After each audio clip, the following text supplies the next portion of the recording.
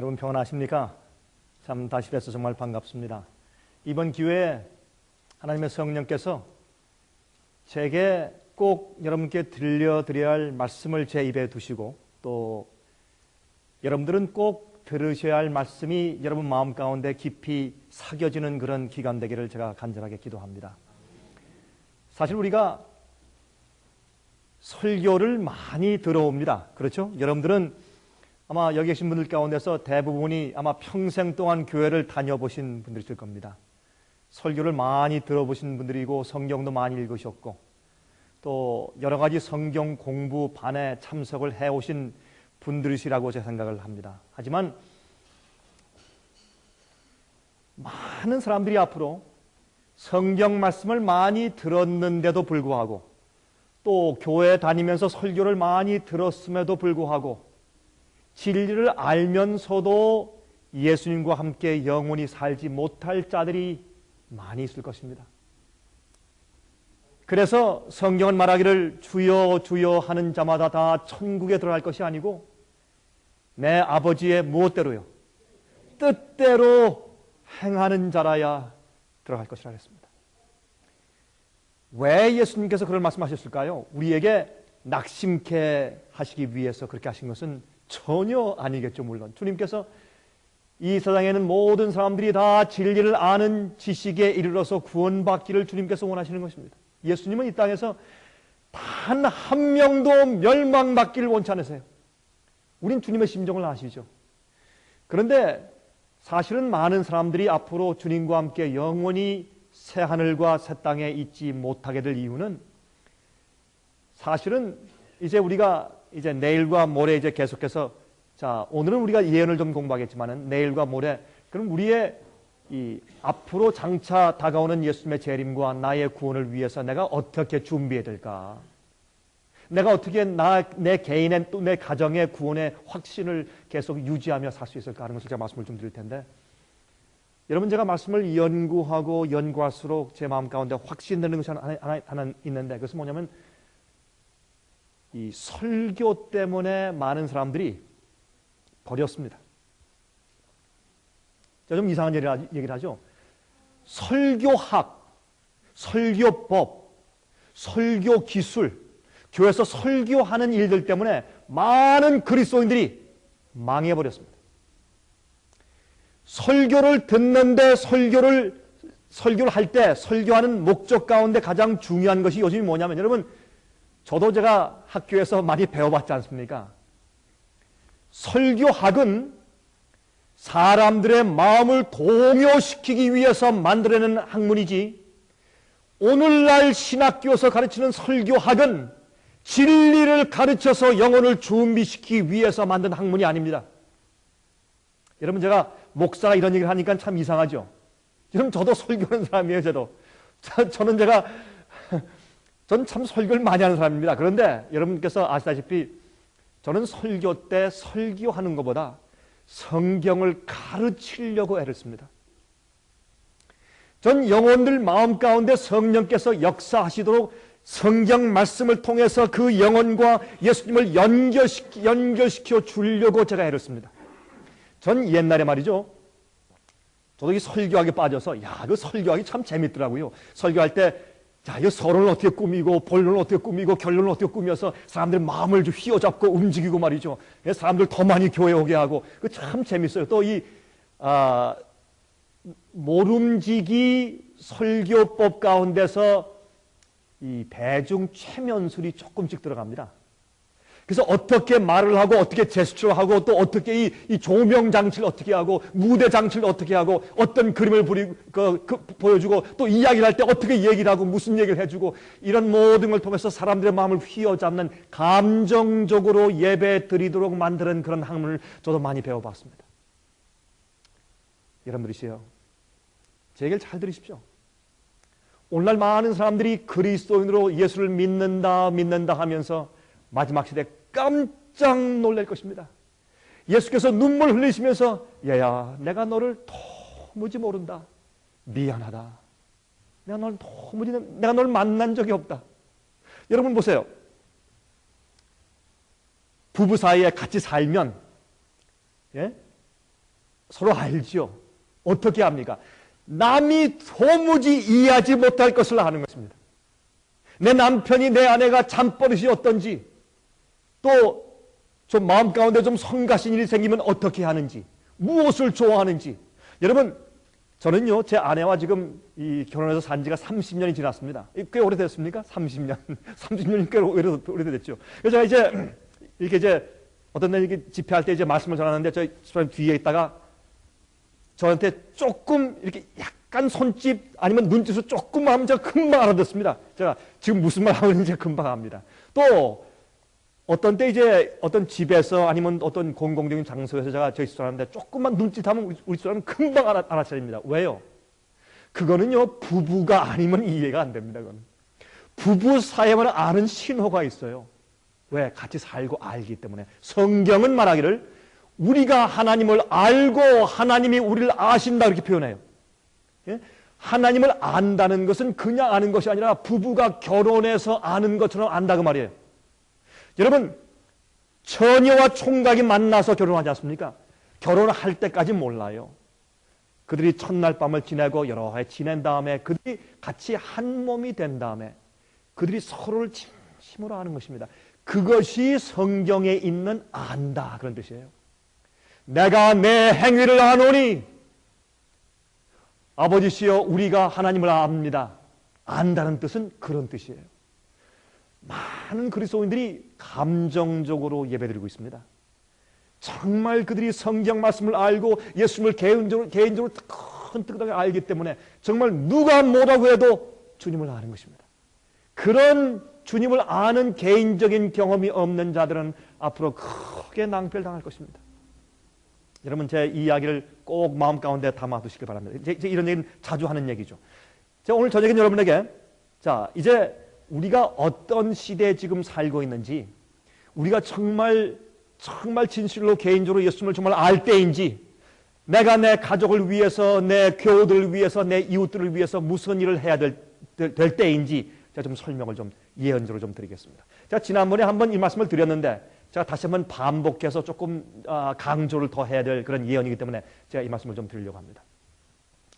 여러분, 지금 많은 사람들이 이 우주에 저렇게 많은 별들을 바라보면서 과연 하나님께서 우리를 돌보시는가? 정말 하나님께서 우리를 개인적으로 아시는가? 하나님께서 당신의 계획대로 섭리대로 이 세상에서 역사에 나가시는가? 이제 라고 하는 그 사실에 대해서 많은 사람들이 이제 상당히 의혹을 갖습니다. 과연 정말 하나님께서 정말 당신의 뜻대로 이 우주를 진행해 나가시고 정말 성경에 예언하고 말씀하신 것이 정말 제대로 이루어지고 있는가? 여러분, 이것은 굉장히 중요한 얘기입니다. 그래서 하나님께서 그것을 우리에게 알려주시기 위해서 주신 것이 예언입니다. 예언은 많은 사람들이 생각하기를 예언은 앞으로 오는 것을 우리가 미리 알아보기 위해서, 미리 점쳐보기 위해서, 앞으로 미래 사건을 미리 알기 위해 주신 것이다 그렇게 생각하지만 사실은 예언은 그런 것보다는 앞으로 오는 사건에 대해서 말씀을 하신 것이지만은 그 사건이 실제로 내게 오지 않았을 때는 아직까지는 추측이에요. 그렇죠? 확실할 수 없습니다. 그러나 이제 그 사건이 오면 사람들이 그걸 기대하다가 깜짝 놀랍니다. 깨어납니다. 그리고 주의 말씀이 분명하구나. 이 성경 말씀은 하나님의 말씀이구나. 틀림없다. 그래서 지금 하나하나 성취되는 예언들 보면서 이제 앞으로 올 사건도 믿는 것입니다. 그래서 예언은 성취되고 지나가면서 우리 마음 가운데 주의 말씀에 대해서 더 확신을 가지고 믿음을 가지고 살 수 있게 하기 위해서 주신 것이 예언이에요. 그래서 예언은 참 중요해요. 오늘날 기독교 안에서, 오늘 교회에서 예언에 대한 이해를 너무 소홀히 하기 때문에 많은 사람들이 그저 감정적인 신앙을 가지고 살고 있는 것을 이제 보게 됩니다. 여러분, 우리 이 지구가 앞으로 어떻게 될까요? 과연 이 지구가 어떻게 될 것을 이 성경에서 분명히 말씀하죠. 성경에서 예언에 대해서 다음과 같이 말씀하는 것을 볼 수 있습니다. 한번 보십시다. 내가 힘써 너희로 하여금 나의 떠난 후에라도 필요할 때는 이런 것을 생각나게 하려 하노라. 여러분, 베드로가 내가 죽은 다음에도 너희가 이것을 깨닫게 되길 원한다. 너희가 기억하길 원한다. 이렇게 말씀을 지금 지금 했습니다. 우리 주 예수 그리스도의 능력과 강림하심을 너에게 알게 한 것이 공교히 만든 이야기를 쫓은 것이 아니요 우리는 그의 크신 위엄을 친히 어떻게 한 자라? 본 자라. 여러분, 베드로는 예수님의 부활을 보았습니다. 예수님의 그 산 위에서 변화하시는 것을 보았습니다. 베드로는 예수님의 일거수일투족을 직접 보고 말한 자입니다. 그래서 그게 증인이에요. 남에게 들어서 말하는 것이 아닙니다. 직접 보고 만지고 알기 때문에 증거한 자죠. 그가 또 말했습니다. 지극히 큰 영광 중에서 이러한 소리가 그에게 나기를 이는 내 사랑하는 아들이요 내 기뻐하는 자라 하실 때 저가 하나님 아버지께 존귀와 영광을 받으셨느니라. 여러분, 언제 이것을 보았습니까? 언제 베드로가 이 사건을 보았어요? 하늘에서 음성이 나고 예수님께서 영광스럽게 되는 모습을 언제 보았습니까? 변화산 위에서. 또 한 번 더 있어요. 예수님의 공생이 시작할 때 언제? 침례 받으실 때 요단강에서 그때 하나님의 음성이 나서 예수님을 하나님의 아들로 인정하는 그 음성을 직접 베드로는 들었습니다. 이 말씀이 베드로 후서 1장 15절부터 19절까지 있는 말씀이죠. 자, 이 소리는 우리가 저와 함께 거룩한 산에 있을 때 하늘로서 나옴을 들은 것이라. 또 우리에게 더 확실한 무엇이 있어 그랬습니까? 예언이 있어. 자, 더 확실한 예언이 있어. 그러면 더 확실하다. 그러면 이게 무슨 뜻입니까? 무엇이 먼저 있기 때문에 그것보다 더 확실하다 그런 뜻이죠. 맞습니까? 그러면 여기에 지금 예언이, 성경 말씀 예언이 무엇보다 더 확실하단 말입니까? 무엇보다? 예? 지금까지 앞에 지금 그가 얘기했죠. 지금까지 말한, 자, 그가 베드로가 지금 뭘 보았습니까? 예수님께서 변화산을 위해서 영광스럽게 변화되는 모습을 보았고 천사가 내려오는 것을 보았고 하나님 아버지의 음성을 다 보았단 말입니다. 자기가 직접 본 그것보다도 더 어떻게 한? 더 확실한 무엇이 있다고요? 예언이 있다고요. 그래서 여러분들 어떤 사람은 그렇게 생각해요. 나도 베드로처럼 나도 바울처럼 예수의 얼굴을 한 번만 보고 정말 예수님의 손을 만져봤으면 나는 죽을 때까지 내 믿음이 변찮을 거야. 천만에요. 그렇지 않습니다. 여러분들이 있어요. 우리는 성경 말씀이 우리는 그보다 더한 확실한 예언이 있어요. 다시 말해서 무슨 말인가 하면 베드로보다 우리는 더 많은 것을 알고 있어요. 베드로는 다니엘 예언 성취를 보지 못하고 죽었어요. 사도 바울도 요한계시록에 놀라운 예언 성취를 보지 못하고 죽었지만 우리는 그것까지도 다 보고 우리는 어떤 의미에서 더 많은 것들을 알고 살고 있는 것입니다.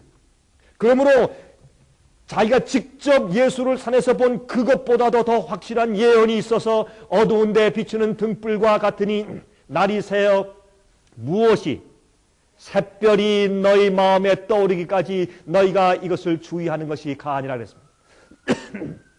자, 여러분, 우리 마음 가운데 샛별이 떠오른다. 이게 무슨 말일까요? 여러분, 샛별은 우리 마음 가운데 깨달음을 상징합니다. 또 예수님 자신을 상징합니다. 베드로가 예수님을 직접 보고 살았습니다. 그러나 베드로도 예수님을 보고 살다가 3번이나 어떻게 했습니까? 예수님을 부인했습니다. 나중에 회개한 다음에 그 다음에 성령을 받은 다음에도 그 이후에 여러분 보시면 그 이후에도 그가 실수하는 경험들이 있었습니다. 그러므로 여러분 우리가 눈에 보이는 초자연적인 능력이 여러분을 확고하게 하는 것이 아니라 예수 그리스도의 말씀에 대한 확신이 여러분을 확고하게 만드는 것입니다. 여러분 그것을 이해하셔야 돼요. 그래서 이렇게 말씀에 대한 중요함에 대해서 그같이 설명을 한 것입니다. 여러분 보세요. 사도 요한은 밤모섬에서 놀라운 계시를 보았습니다. 그는 예수님이 승천하신 이후부터 예수께서 이 땅에 다시 재림해서 오실 때까지의 세상 역사를 한눈으로 보았어요. 이 놀라운 예언들을 이해할 때 여러분들은 변치 않는 확신을 가지고 사는 것입니다. 내가 지금 무엇을 해야 할지, 내가 무엇을 기다려야 할지, 무슨 소망을 가져야 할지, 내가 어떻게 살아야 할지를 확실하게 알고 지낼 수 있게 되는 것입니다. 예언은 참 중요한 것입니다. 자, 이제부터 보겠습니다. 제가 이제부터 여러분에게 계시록 예언의 흐름의 구조에 대해서 좀 말씀을 좀 잠깐 드리겠습니다. 계시록 예언의 흐름의 구조입니다. 여러분이 요한계시록을 보시면 요한계시록은 맨 마지막에 12이란 숫자를 내기 위해서 요한계시록이 시작을 합니다. 이게 무슨 말인가? 여러분 이 유대인들에게 있어서 숫자는 1, 3, 7, 12 같은 그런 숫자는 굉장히 중요한 숫자였어요. 또 40이라는 숫자는 이 그리스도 생에서 시련을 나타내는 숫자예요. 예수님께서 광야에서 금식하실 때 며칠 금식하셨습니까? 40일 동안. 여러분 이스라엘 백성들이 출애굽한 다음에 광야를 돌았지 않습니까? 그렇죠? 몇 년 동안? 40년 동안. 왜 그렇게 40이라는 숫자가 있습니까? 그 이유는 40이라는 숫자는 우리 그리스도 생활에 있어서 시련을 상징합니다.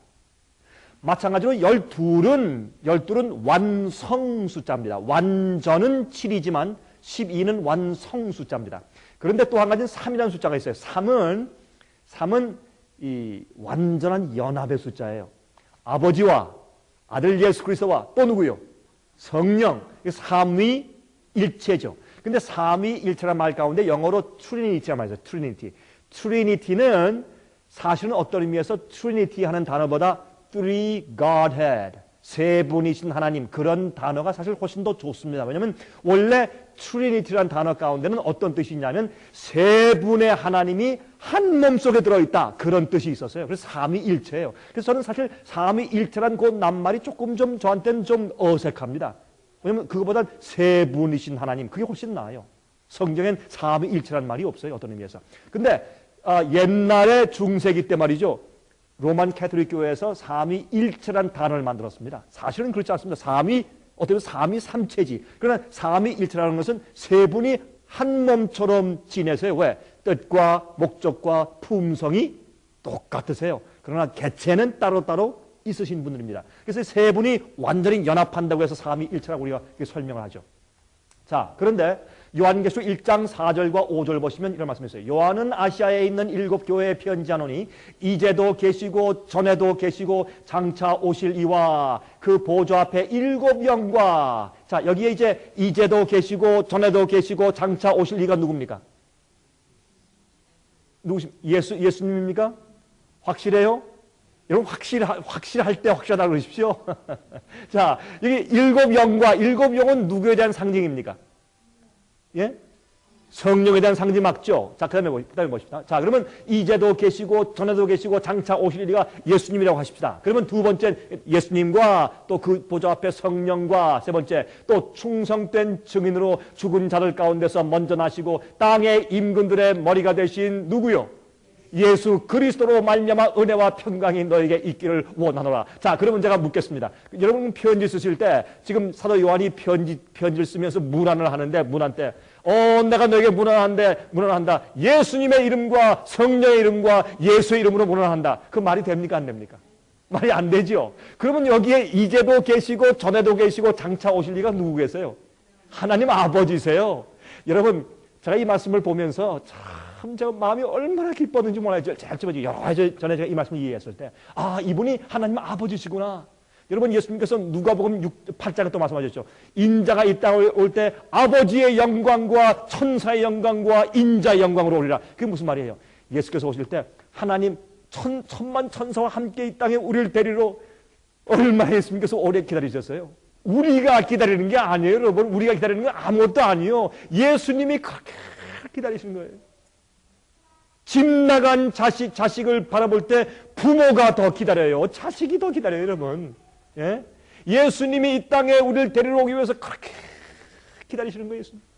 여러분, 그걸 이해하셔야 돼요.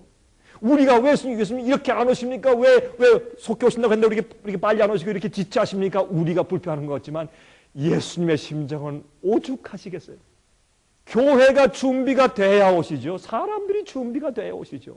예? 어떤 사람들 믿는다고 하는 자들 가운데 그 많은 사람들이 다 멸망받게 생겼으니 주님께서 지체하시는 거 아니겠어요? 그 은혜죠. 예수님께서 오실 때 예수님께서 천사만 데리고 오시고 하나님 아버지는 덩그러니 혼자 저기 우주 중간에 혼자 외롭게 내버려 두고 오시겠어요? 아닙니다. 하나님 아버지가 같이 오시는 것입니다. 자, 그래서 성경은 특별히 요한계시록은 3이라는 숫자로 출발해요. 하나님 아버지와 예수 그리스도와 성령, 이 3위로 출발을 합니다. 출발하는데 보세요. 근데 이 셋으로 출발한 것이 12로 끝나요. 그래서 요한계시록의 끝은 12대문과 12 기초속 돌과 그렇죠?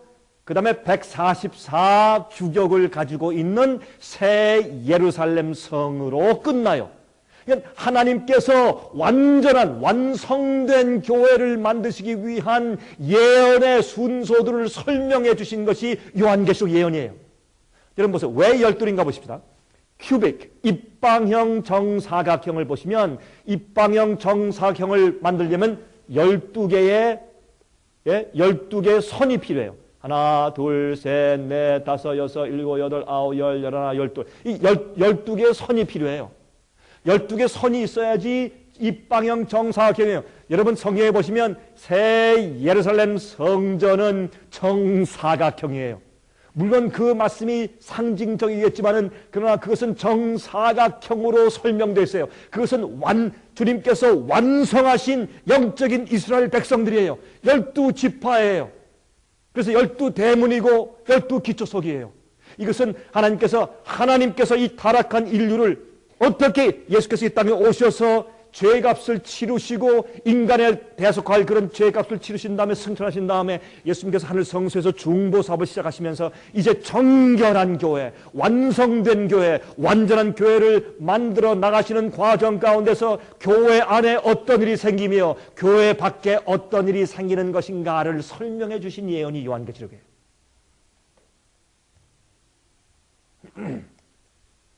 자, 이제 보십시다. 이제 요한계시록 21장 15절부터 17절까지 보세요. 내게 말하는 자가 그 성과 그 문들과 성곽을 청량하려고 금 갈대를 가졌더라. 그 성은 네모가 반듯하여 장광이 같은지라. 그 갈대로 그 성을 청량하니 12,000 스타디온이요 장과 광과 고가 같더라. 길이 넓이 높이가 같으면 뭐예요?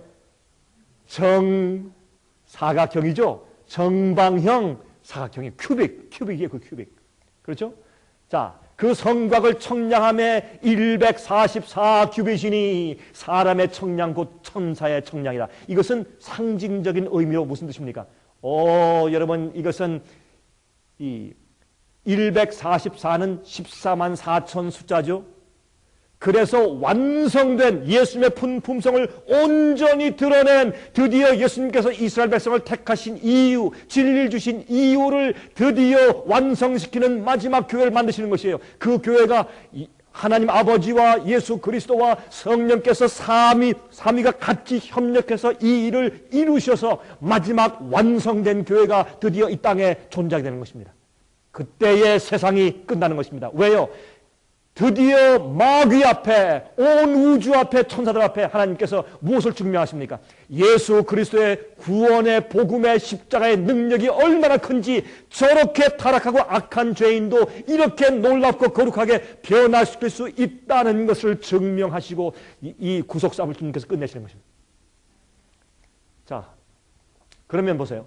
3이란 숫자에서 12이 되죠? 새 예루살렘, 즉 하나님의 참 교회가 이제 등장하게 되는 것입니다. 삼위 하나님께서 그 일을 이루시는 것이죠. 이것이 이제 그 요한계시록 이야기입니다. 그런데 이렇게 하나님께서 완성된 마지막 교회를 이루시는 과정에서 그 7시대를 나누셨어요.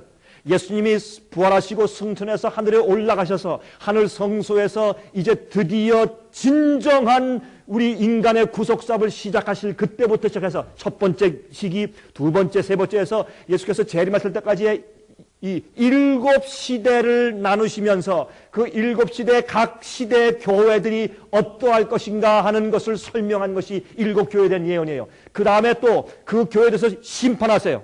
이 각 시대마다 교회의 형편이 어떻기 때문에 주님께서 그 교회를 심판하시는 예언이 기록된 것이 7인 얘기예요. 그 다음에 이렇게 교회 안에 그런 일이 생길 때 교회 밖에 있는 세상에서는 어떤 일이 생기는가, 특별히 이 교회와 연결 지어져서 어떤 전쟁들이 있을 것인가라는 것을 설명해 주는 예언이 7나팔 예언입니다. 자, 그래서 7교회와 7인과 7나팔은 같은 7시대를 거쳐서 흐르는 예언들이에요. 어떤 사람들은 말이죠, 7교회가 간 다음에 또 7인이 또 계속 가고 또 7나팔이 계속 가고, 이것은 여러분 잘못 이해하는 것입니다. 예언을. 그것은 잘못된 예언인 것을 여러분 이해하시기 바랍니다. 예수님의 승천 이후부터 예수님의 재림 때까지의 얼마의 시대들을요? 7시대들을 약 한 2000년 동안의 역사 가운데서 일어나는 사건들을 주님께서 요한계시록을 통해서 보여주신 것입니다. 그래서 3이란 숫자에서 12이란 숫자를 낳을 때까지 생기는 일들이 7이란 사건들을 통해서 주님께서 보여주신다고 말입니다. 자, 그래서 7 교회와 또 7 인과 또 7 나팔은 평행적으로 같이 가고 있는 사건들이에요. 7 교회는 교회 안에 있는 사건들이고 7이는 그 각 시대마다 교회 형편을 주님께서 심판하시는 이야기고 7 나팔은 그런 입장에서 똑같은 시대를 흘러가면서 교회 밖의 세상에선 어떤 일이 생길 것인가에 대해서 설명하신 것이 7 나팔입니다. 여러분, 우리가 예언 얘기하면 좀 딱딱하죠? 그렇죠? 제가 이 예언은 저는요, 예언을 공부하면 너무 흥미롭고 잠도 다 없어지고 전 예언만 연구하면 밤을 꼬박 새도 좀 몰라요. 그런데 많은 평신도 교인들은 말이죠, 예언을 가르치면요, 좀 딱딱하다 그래요. 좀 어렵다 그러고, 좀 음식이 좀 씹기가 어렵다 그래요. 그거 왜냐면 훈련을 잘못 받았어요. 좀 맨날 어린애들처럼 그저 우유만 먹여 버릇하니까 좀 딱딱한 음식을 먹기를 좀 어려워하는 그런 입장을 제가 많이 봅니다. 여러분 좀 깨어나세요. 여러분 오늘 하루 종일 열심히 일하셨죠? 또 멀리 차 타고 오시니까 다 피곤하시죠? 피곤하지만은 오늘 이건 놓치지 마십시오. 잘 들으세요. 자, 7 교회 예언은 교회의 영적인 상태의 흐름에 대한 예언이에요. 7 인의 예언은 각 시대의 교회에 대한 하나님의 심판을 예언하는 것입니다. 7 나팔의 예언은 이 세상 나라들에 대한 하나님의 심판을 예언하는 것입니다. 특히 이게 무슨 말인가 하면 특히 배도한 교회를 지지하는 세력들을 말하는 것입니다. 이게 무슨 말인가 보세요. 7 나팔은 성경에 있는 예언들은 말이죠, 하나님의 교회와 연관을 맺지 않고서 그냥 세상 사건들만 말씀하신 것이 아니에요. 그러면 7 나팔은 뭐냐면 하나님의 참 교회 말고 배도한 교회를 지지하고 도와주는 그러한 나라들에 대한 하나님의 심판이에요. 이해하시겠습니까?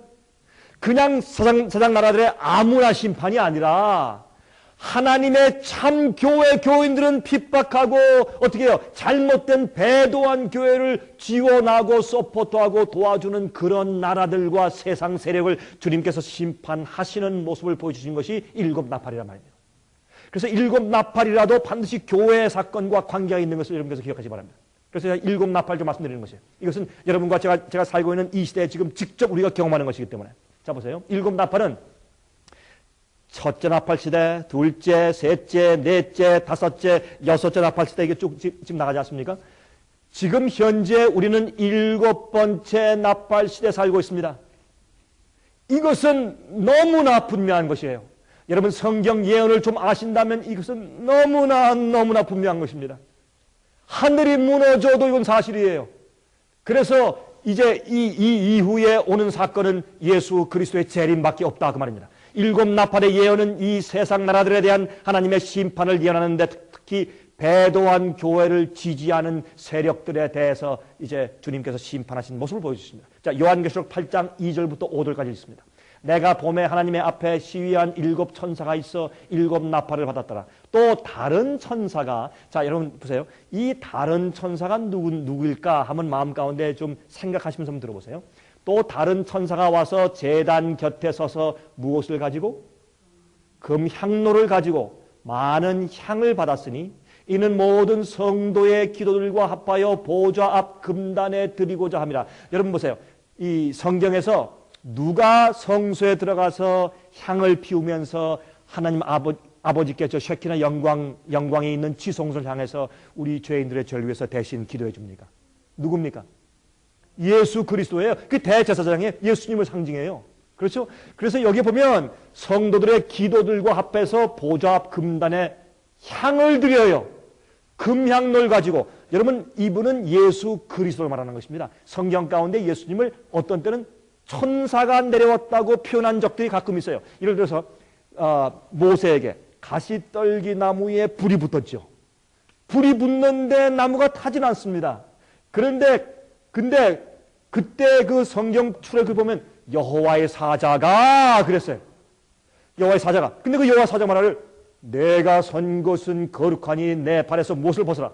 신을 벗어라. 그렇게 말하면서 나중에 쭉 읽으면 그분이 누구예요? 여호와 하나님이란 말이에요. 그런데 나타날 때는 마치 천사의 모습처럼 보이기 때문에 여호와의 천사가라고 표현하지만 나중에 그분이 하나님이신 것을 알 수 있어요. 그런 경우들이 여러 번 있어요. 기드온에게 나타난 천사, 여호와의 천사, 그분도 예수님이었어요. 예수님께 나타나서 기드온에게 말씀하신 것이에요. 나중에 내 주여 하고 무릎을 꿇어요. 기드온이 천사인 줄 알았는데 보니까 하나님이세요. 그러므로 여기도 다른 천사가 하는 이것은 그저 계시 가운데 그렇게 본 것을 썼지만 이분은 예수님인 것을 알 수 있습니다. 그래서 여기 보면 이 금향로를 가지는데 성서 봉사 제도에서 말이죠. 금향로가 있고 놋향로가 있어요. 놋향로는 보통 이런 이 족장들이 가지고 있는 그러니까 각 지파의 지도자들이 가지고 있는 향로인데 금향로는 꼭 누가? 제사장, 특히 대제사장만 가질 수 있는 향로가 금향로예요. 그 금향로는 특별히 대속죄일 날 지성소에 들어가서 우리 죄인들의 죄를 대속하는 중보의 기도를 드리실 때 필요한 금향로입니다. 금향로는 들고 다니는 분향단이에요. 그러니까 포로보 분향단이에요. 움직일 수 있는 분향단입니다. 자, 그래서 예수님 것을 우리가 압니다. 천사가 향로를 가지고 단 위에 불을 담아다가 땅에 쏟음에 이거 땅에 쏟으니까 무슨 말입니까? 은혜 시간이 끝나니 더 이상 그 존재를 위해서 더 이상 주님께서 중보 기도를 해주시지 않는단 말입니다. 그걸 쏟으세요. 뇌성과 음성과 번개와 지진이 나더라. 일곱 천사가 나팔 불기를 예비하더라. 자, 이 말씀을 읽고 나서 많은 사람들은 말이죠. 이거 봐라. 이것은 세상 역사의 세상 은혜 시간이 끝나는 것이 아니냐. 근데 그것이 아니고 여기 있는 이야기는 뭐냐면 그 당시에 주님께서 일곱 나팔 시작하시면서 무엇을 말씀하시는가 하면 그 일곱 시대마다 첫 번째 시대, 두 번째 시대, 세 번째 시대, 그 시대 일곱 시대를 지나가시면서 그 시대마다 하나님께서 그 나라들을 채찍질하시고 배단교회를 심판하시면서 내가 너희를 위해서, 너희 나라를 위해서, 또 너희 백성들을 위해서, 또한 너희 교회를 위해서 내가 더 이상 중보하는 기도할 수 없다. 왜? 은혜 시간이 끝났으니까. 계속적으로 빛과 진리를 거절해 왔기 때문에 더 이상 성령께서 그들 마음 가운데 역사할 수 없기 때문에 그 나라와 대도한 교회의 은혜 시간이 계속 끝나가는 것을 상징하기 위해서 예수님께서 이 금향로에서 거기에 있는 향을 다 땅에 쏟아 붓는 것으로 상징하시면서 드디어 일곱 천사가 나팔을 첫째 나팔, 둘째 나팔 하나씩 불기 한다 그 말입니다. 자, 이제 보십시다. 그래서 첫째 나팔과 둘째 나팔과 셋째 나팔과 넷째 나팔은 서로마 제국의 몰락을 의미합니다. 왜요? 여러분 성경에서 로마는 중요합니다. 로마 제국은 아주 중요해요. 그렇죠? 로마 제국이 왜 중요하냐면 로마 제국이 예수님을 십자가에 못 박았습니다.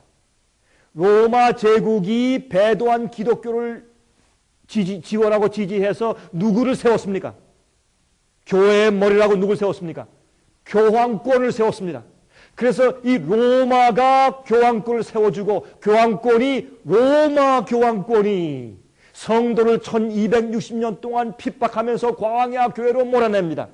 여러분 이런 일들이기 때문에 성경 역사에 있어서 예언에 있어서 로마에 대한 예언은 참 중요한 것을 우리가 잘 알게 됩니다. 첫 번째, 두 번째, 세 번째, 네 번째 나팔들은 그 내용상으로 볼 때 서쪽에 있는 로마 제국이 멸망하는 것을 말해요. 그러면서 무엇이 드러나는가 하면 이제 이 와중에 교황권이 부상하게 됩니다. 이제 그것을 우리 잠깐 보십시다.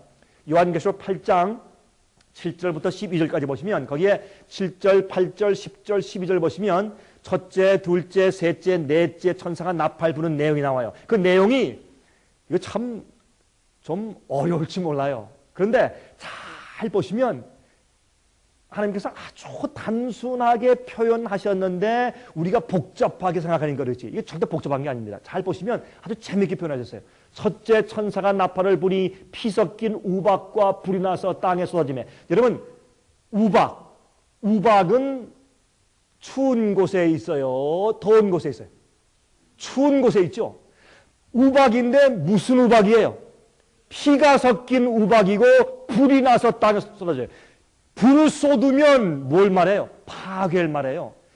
우박인데 피 섞인 우박이에요. 그러면 사람들을 많이 죽인단 말이에요. 그러니까 북쪽에서부터 쳐들어오는 세력이 로마 제국에 와서 치는 것을 상징하기 위해서 하나님께서 어느 시대 사람들인지 상징적으로 알게 하기 위해서 우박을 말씀했어요. 왜? 북쪽에서부터. 여러분, 게르만족의 이동, 서로마가 어떻게 멸망했어요?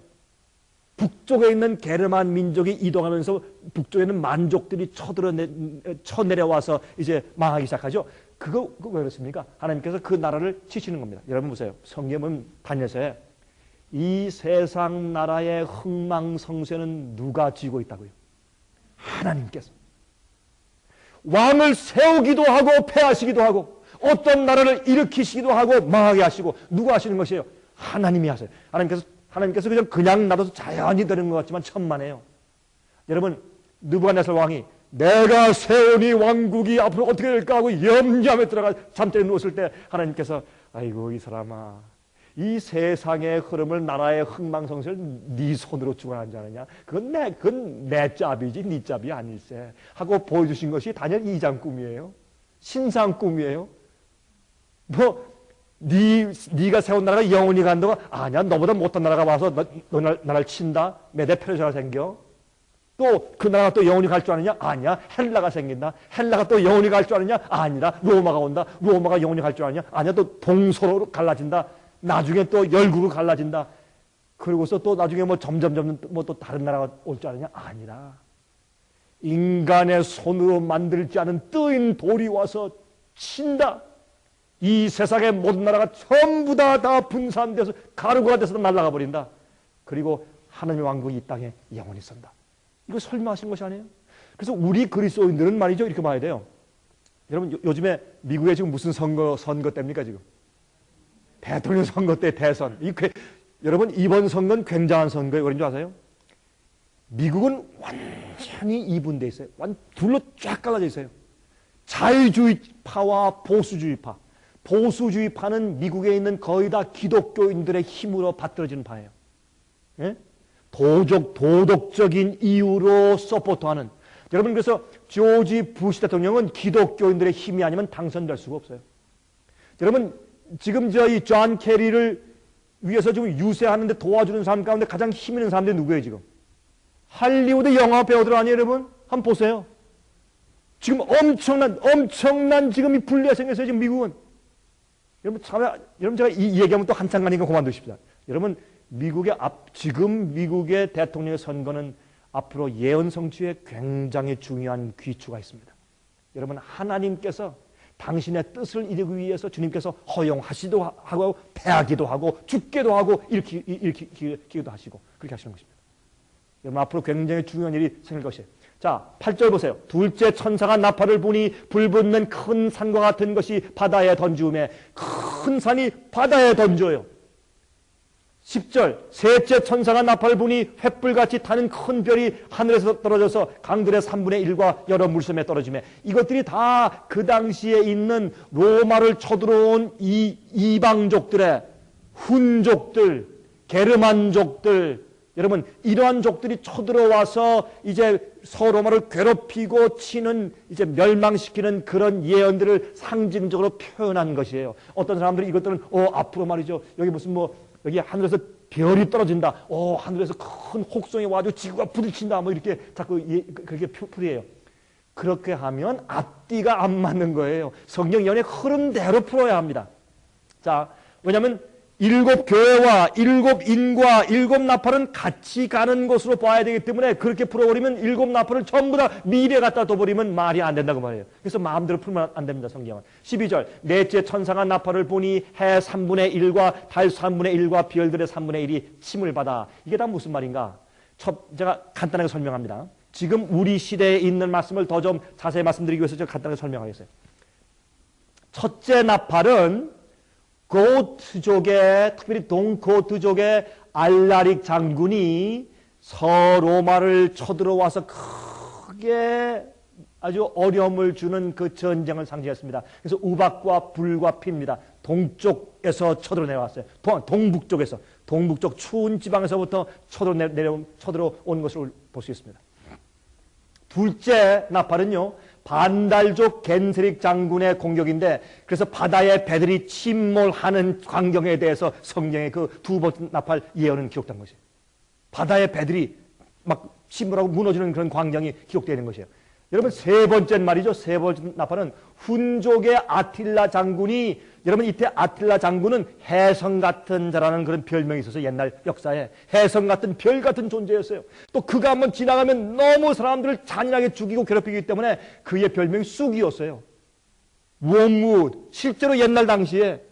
그래서 역사를 보시면 그게 나와요. 그는 이 해성 같은 존재였고, 그 다음에 그가 너무 치고 정복한 나라를 괴롭히기 때문에 그런 쑥처럼 쓰다란 별명이 있었어요. 그런 옛날 시대의 역사를 그대로 갖다가 표상적으로 기록을 해두시기 때문에 이러한 다른 이족들이 쳐들어와서 로마를 주님께서 치시고 심판하시는 것을 주님께서 예언하신 것인데, 왜요? 이 로마가 하나님의 백성을 괴롭히고, 예?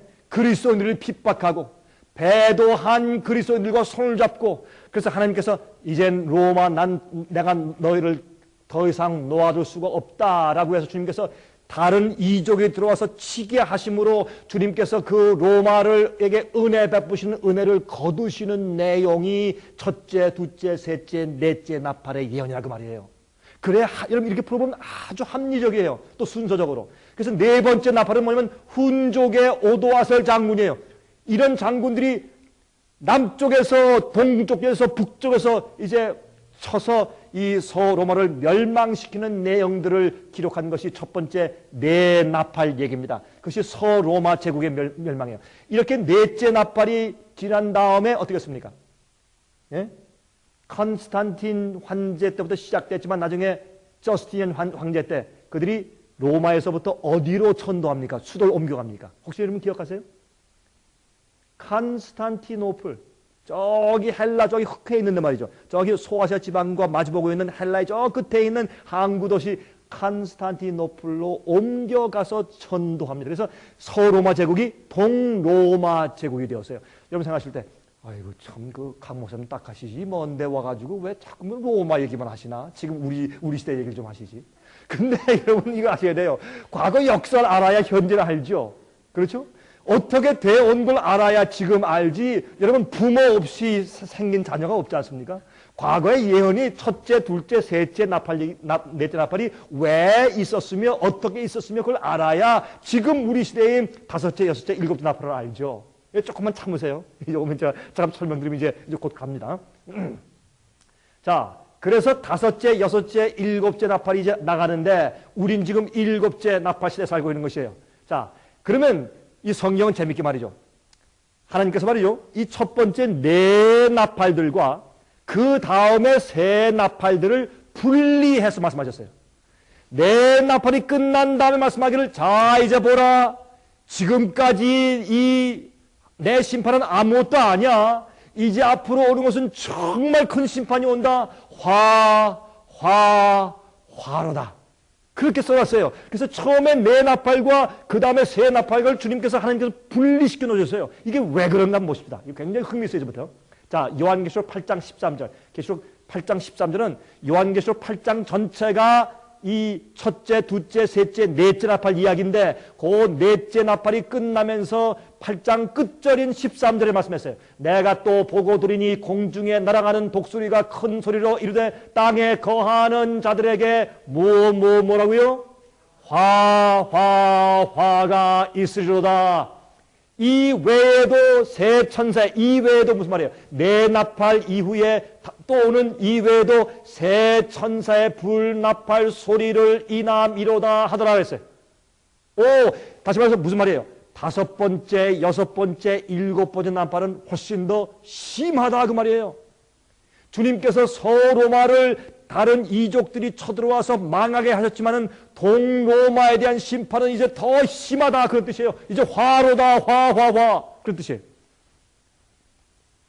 자, 화는 뭔가? 화는 진리에서 떠나 배도한 교회와 그 교회를 지지하는 국가에 대한 하나님의 심판을 말하는 것입니다. 이해하시겠습니까? 화는 진리에서 떠나서 배도한 교회와 그 교회를 지지하는 국가에 대한 하나님의 심판을 말하는 것입니다. 자, 보십시다. 그러면 이제 우리 이렇게 합니다. 다섯째 나팔입니다. 자, 다섯째 나팔은 몇째 화입니까? 첫째 화예요. 그렇죠? 요한계시록 9장 1절부터 12절까지입니다. 자, 좀 빨리 읽겠습니다. 좀 긴 거니까. 다섯째 천사가 나팔을 불매 내가 보니 하늘에서 땅에 떨어진 별 하나가 있는데 저가 무저갱의 열쇠를 받았더라. 저가 무저갱을 여니 그 구멍에서 큰 풀무의 연기 같은 연기가 올라오매 해와 공기가 그 구멍의 연기로 인하여 어두워지며 또 황충이 연기 가운데로부터 땅 위에 나오매 저희가 땅에 있는 전갈의 권세와 같은 권세를 받았더라. 저희에게 이르시되 땅에 풀이나 푸른 것이나 각종 수목은 해하지 말고 오직 이마에 하나님의 입맞지 아니한 사람들만 해하라. 참 중요한 얘기가 나오죠. 자, 하나님께서 어떻게 해요? 다섯 번째 나팔에 동로마를 또 치는 그 화를 보내시면서 말씀하기를 너희들은 어떻게 해? 땅에 풀이나 푸른 것이나 각종 수목은 이런 것들을 해하지 말라. 또 누구를 해라? 다른 사람들은 다 해하고 쳐서 죽일 수 있지만 하나님의 이마에 하나님의 인을 받은 자들은 건드리지 말아라. 이렇게 되어 있어요. 참 놀라운 얘기죠. 자, 이런 일이 정말 과거에 있었어요. 이게 참 놀라운 얘기예요. 그러나 그들을 죽이지는 못하게 하고 5달 동안 어떻게만 하게 한다고요? 괴롭게만 하게 하시는데 이것은 영어로 torment. torment는 뭐예요? 아주 막 죽을래야 죽을 수도 없는 상태에서 괴롭힘을 당하는 것을 tormenting이라 해요. 그래서 괴롭히게 하라. 그 괴롭게 함은 전갈이 사람을 쏠 때 괴롭게 함과 같더라 그랬습니다. 여러분, 전갈에게 쏘임은요 죽진 않습니다. 근데 굉장히 아파요. 솔직하게 말하지만 저도 아직 안 쏘여봤기 때문에 잘 모르지만 그렇다 그래요. 전갈에 쏘이면 그렇게 아프대요. 며칠 동안 막 쑤시고. 근데 죽지는 않습니다. 성경이 이렇게 지금 설명하고 있는 것이에요. 계속 보십시다. 그 날에는 사람들이 죽기를 구하여도 얻지 못하고 죽고 싶으나 죽음이 저희를 피하리로다. 황충들의 모양은 전쟁을 위하여 예비한 못들 같고 말들 같고 그 머리에 금 같은 무엇이요? 면류관 비슷한 것을 썼으며 그 얼굴은 사람의 얼굴 같고 또 여자의 머리털 같은 머리털이 있고 그 이는 사자의 이 같으며 또 초롱갑 같은 홍갑이 있고 그 날개들의 소리는 병거와 많은 말들이 전장으로 달려 들어가는 소리 같으며 또 전갈과 같은 꼬리와 쏘는 살이 있어 그 꼬리에는 얼마 동안이요? 5달 동안 사람들을 해하는 권세가 있더라. 저희에게 임금이 있으니 무저갱의 사자라. 히브리임으로 이름은 아바돈이요 헬라음으로 이름은 아블론이더라. 여러분, 이 아바돈이나 아블론은 파괴자, 영어로 destroyer 그런 뜻이에요. 파괴하는 자 그런 뜻이에요. 이것은 아주 엄청나게 와서 파괴한다 그 말입니다. 첫째 화는 지나가시니 보라 아직도 이후에 화 둘이 이르리로다. 그래서 5번째 나팔은 뭐예요? 첫째 화였어요. 다시 말해서 서로마가 멸망한 다음에 동로마로 천도에 간 다음에 주님께서 나머지 남아있는 로마 세력을 괴롭히시는데 더 크게 심판하시는 모습을 우리가 지금 보는 것입니다. 자, 보세요. 이것이 무엇이냐면 이슬람 세력의 등장이에요. 자, 이슬람 세력은 지금 여러분과 제가 살고 있는 요즘 이 시대의 중요한 관건입니까? 아닙니까? 중요한 관건이에요. 지금 이 이슬람 세력 때문에 미국이 이렇게 엄청난 어려움 가운데 있죠. 이슬람 세력을 아무리 쳐서 없애려고 해도 없앨 수가 없어요. 왜? 그들은 뭐 하는 사람들이에요? 신앙과 전쟁을 동시에 하는 사람들이에요. 그 사람들이 하는 일은 아니면 지하드 뭐예요? Holy War. 거룩한 전쟁하는 사람들이에요. 전쟁을 종교적으로 하기 때문에 여러분 수어사일 바함을 그건 뭐예요? 그 종교 전쟁이에요. 아니 누가 아니 아무리 돈을 뭐 10,000불 100,000불 준다 그래도 누가 자기 자신을 갖다 폭발을 갖다가 둘러가지고 자기 자신 폭파시키고 그렇게 죽어요. 그것도 좀 정신 나갔다든지 아니면 좀 격렬주의자나 좀 광신주의자 몇 명 할 수 있지만 지금 수백 명 수천 명 아니에요. 자기 몸을 폭탄으로 터뜨리면서 원수를 같이 죽자 하고 나오는 사람들이 수천 명 수만 명들이에요. 여러분 그걸 어떻게 막아요? 이건 종교 전쟁이에요. 근데 이 일이 왜 생기느냐 말입니다. 하나님께서 이 일을 일으키시는데 그 이유가 있어요. 여러분 아세요? 옛날에 말해요. 이슬람이 로마와 전쟁을 할 때, 로마를 괴롭힐 때 참 재밌는 일이 있어요. 여러분 이슬람처럼 어떤 의미에서 우리 이슬람 그러면 우리가 아주 이상하고 악랄한 사람들로 그렇게 사람들이 이제 묘사하죠. 사실은 꼭 그렇지는 않습니다. 그 사람들은 사람들이죠. 근데 그 사람들은 종교적인 확신이 있기 때문에 옛날 전쟁을 할 때 어떻게 했는가? 그 사람들은 말이죠. 어디 가서 절대 남의 집에 가서 말이죠. 수박 안 따먹었어요. 바나나 안 따먹고 뭐 보리삭 치지 않았어요. 그 군대가 지나가면서 꼭 먹을 양식이 필요할 때만 가서 양을 구하고 추수해서 먹었습니다. 열매 따먹었고. 참 그들은 어떤 면에서 신사적으로 전쟁했어요. 함부로 남의 밭을 이렇게 하지 않았어요. 왜? 그들의 장군 아부바컬 장군이 그렇게 하지 말라 했어요. 너희 다니면서 함부로 열매를 따거나 추수하지 말라. 남들의 밭을 망가뜨리지 말라. 특별히 명령했기 때문에. 성경에 뭐라 그랬어요? 푸른 것들 건드리지 말라. 또 그들은 다니면서요. 이렇게 했어요. 너희가 다니면서 하나님을 믿는 사람들이 있는데 머리를 빡빡 깎고 수도를 해서 기도하는 사람들, 그런 사람들 만나면 해골을 쳐서 죽여라. 이런 명령이 지금까지 역사에 나와 있어요. 그게 무슨 뜻인지 아세요? 해골 쳐서 죽여라. 왜요? 그건 그 당시에 승려들이에요. 승려들. 여러분 승려들이 누구예요? 예? 로마 캐톨릭 교회 승려들 머리 박고 옛날 다 머리 깎은 승려들이 수도원에 있었죠. 그런 사람들 다 가짜없이 죽여라. 그런데 누구? 그런 한적한 곳에 살면서 주님과 진실로 하나님을 진실로 섬기는 그런 백성을 보호하고 죽이지 말라. 또 놀라운 것은 말이죠. 그들 가운데 특별히 유대인들에 대해서 건드리지 말라. 특별히 안식일을 지키는 사람들은 건드리지 말라. 그렇게 명령을 했어요. 옛날에. 이건 놀라운 얘기예요. 여러분 이마에 하나님의 인침 받은 사람들을 건드리지 말라 그랬어요. 성경에. 그런 일들이 다 이루어졌어요. 성경 가운데. 이게 이슬람 세력의 등장을 말하는 것이에요. 그래서 이슬람 세력이 올라오는데 메뚜기처럼 올라와요. 성경에서 메뚜기는 군대를 상징해요. 전자는 군대처럼 올라온단 말이에요. 이슬람은 종교지만 또 동시에 군대로 일어났어요. 나라의 세력이 일어났어요. 그래서 그것을 이 동로마를 주님께서 심판하시고 치시기 위해서 토르멘트, 괴롭게 하시기 위해서 일으킨 심판의 채찍으로 삼아서 일으킨 세력이 무엇인가 하면 이슬람 세력이에요. 누굴 쳤어요? 배도한 로마 교회와 로마 교회를 뒤에서 지지해온 로마 제국을 주님께서 심판해서 치시는 채찍으로 삼으신 것이 이슬람 세력이에요. 자, 그런데 얼마 동안? 5달 동안 그렇게 하라. 그럼 5달은 뭐냐면 성경에서 예언적인 기간에서 30일, 한 달은 30일이에요.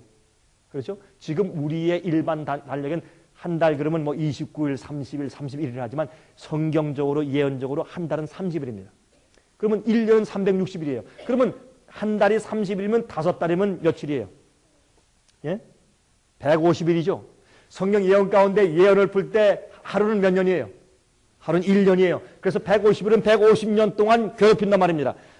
어떤 사람은 그 예언 가운데서 하루를 갖다가 1년으로 계산하라고 하니까 아니 목사님 그러면 하나님께서 세상을 창조하실 때 6일 동안 창조했으니까 그럼 6년 동안 창조했습니까? 이렇게 말하는 사람이 있어요. 그 말은 아니고 성경 예언의 기간을 따질 때만은 하루를 1년으로 계산하라고 민수기와 에스겔서에 하나님께서 말씀했기 때문에 그 원칙에 따라서 우리가 원칙에 따라서 푸는 것입니다. 수학의 원칙 공식이니까 예언 푸는데 공식이니까. 그래서 150년 동안 괴롭히라고 했어요.